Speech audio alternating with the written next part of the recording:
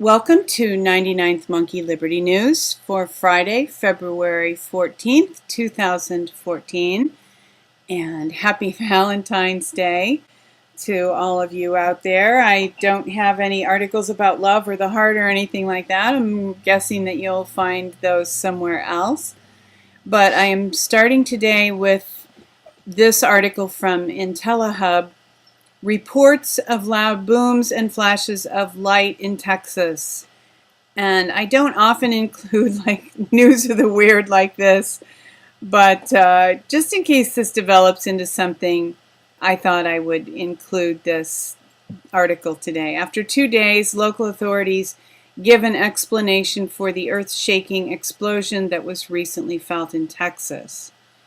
So, whenever something like that happens, we'd like to believe that underground bases are being blown up, but who knows? And of course, yesterday we all probably were aware of that video showing the Corvettes that fell into a sinkhole that opened under a car dealership. So, again, more news of the weird.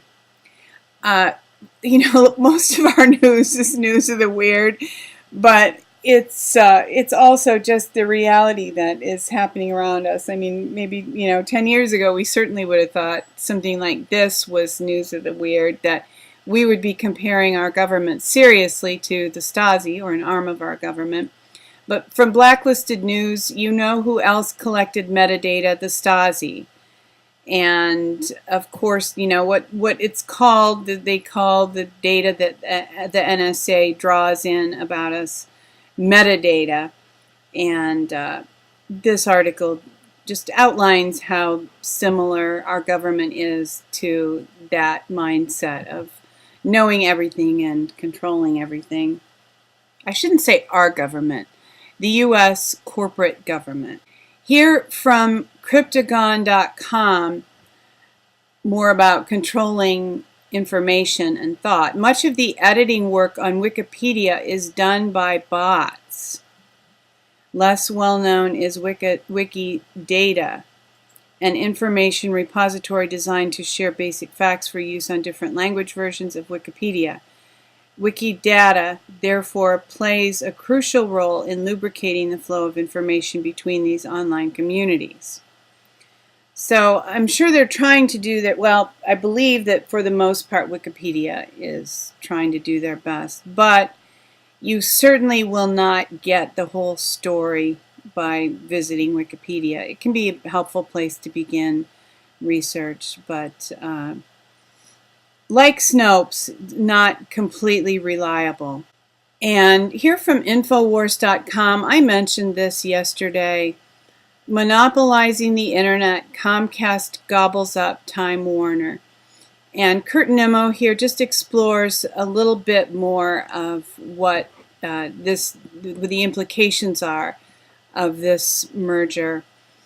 Competition is a sin, said the robber baron John D. Rockefeller. His maxim, a rule of conduct for large corporations for well over 100 years, will soon govern how you receive your internet signal and how much you pay for it. And as I mentioned a couple weeks ago, and I think I even might have mentioned this when I brought up this merger yesterday, a man carefully documented an exchange that he had with Verizon, wherein Verizon admitted to throttling certain connections. And with this kind of control, with this kind of broad ownership, Comcast really will be able to determine what you are able to view online. And we happen to be Comcast customers, and sometimes we have very surprising difficulties with watching Netflix. And I don't know, I'm not exactly sure what's going on, but at times we've tested our internet connection and it's been shockingly slow. So when we first got Comcast, it was really, they say blazing fast. I mean, that's a phrase that people use for fast internet. It was, but it's not anymore. So as I stated yesterday, I'm really hoping that some small independent ISPs will begin to spring up again. And we can at least have some choices about about who provides us with our internet connection. From David Icke, an article, Secular Stagnation and Mass Unemployment in America, Obscene Enrichment of a Corporate Financial Elite.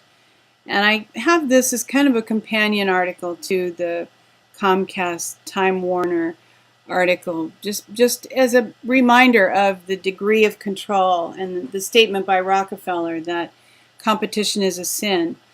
The more they control, the more they can sweep all of the good, the money and whatever up to the top of the pyramid. And with what they are doing, this is the result for us, secular stagnation and mass unemployment. So that's exactly what we are experiencing. So if you can, buy smaller brands, certainly with food, buying organic, you're going to be, it's likely that you're going to be looking into buying smaller brands that aren't owned by huge corporations anyway. So the more we can vote with our dollars and take money away from the large mega corporations, we will be serving our own future and the future of our children if we can do that.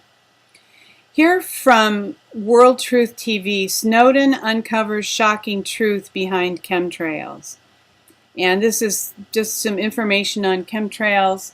People have had issues this winter with snow not melting, radioactive snow. There's definitely been, well, I can't say definitely, but it certainly seems as if there's been weather manipulation on a broad scale in the United States this winter. And there's some facts behind it from Edward Snowden. And I have another article here about Edward Snowden. NSA employee implicated in Snowden probe resigned. So there's just news coming forward about that issue. And also from RT, Ron Paul launches Clemency petition for Edward Snowden. And I'm sure there's a lot of support for that. A lot of people believe that he's a hero. And I'm not absolutely sure of all the details behind who he is and why he has done what he has done. But I do believe that it would probably benefit us to have access to the information that he possesses.